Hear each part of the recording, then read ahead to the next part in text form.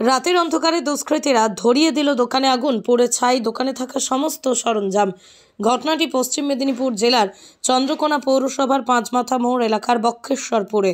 জানা যায়, চন্দ্রকোনা পৌরসভার 6 নম্বর ওয়ার্ডের বাসিন্দা সৌমেন দাস ছেলে মেয়ে স্ত্রী নিয়ে সংসারে উপার্জন বলতে একমাত্র ছোট্ট চা ও স্টেশনারি দোকানের উপরেই নির্ভরশীল।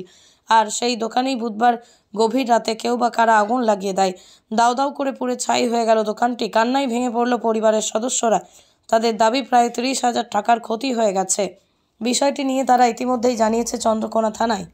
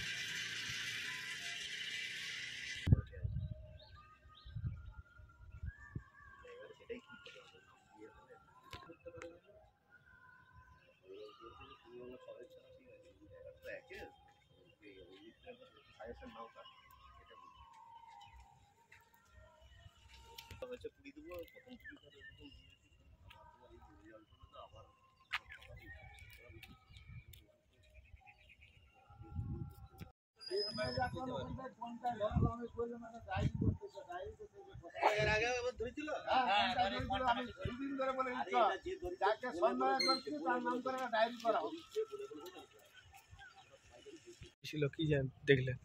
এসে দেখছি দাওয়া দাওয়া জ্বলছে, আমাদেরকে লোক বলেছে, আমরা এসে দেখছি জ্বলছে। আমার তার কিছু করার উপায় নেই, এটি ছাড়াও ওর কোমরে অসুবিধা, কোমরে খরা, কোমর ভেঙে গেছিলো, অপারেশন করা আছে। এই সংসার থেকে, এই দোকান থেকে 5টি পেট চলে। কী কী ছিল দোকানে? দোকানে সব কিছুই মালপত্র ছিল। এবারে রাত্রে ধরিয়ে দিয়েছে? রাত্রে ধরে দিয়েছে। জানলেন কি? লোক যে খবর দিয়েছে ওদেরকে, আমরা যখন এসেছি তখন দাওয়া দাওয়া চলছে। কি মনে করছেন, কারা ধরালো না এমনি ধরে গেছে? এবারে কাউকে কি বলবো, আমরা তো না দেখলে কাউকে কিছু বলতে পারছি কি। পুলিশকে জানিয়েছে? হ্যাঁ, জানিয়েছিলাম, তারা এসছে, সব কিছু পড়ে গেছে? দেখে গেছি, সব কিছুই পড়ে গেছে, কিছুই নেই। আপনার নাম? মিতা দাস।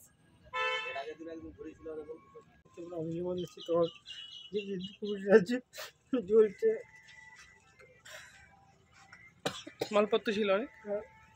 কি মনে করছেন, কেউ কি ধরিয়ে দিয়েছে?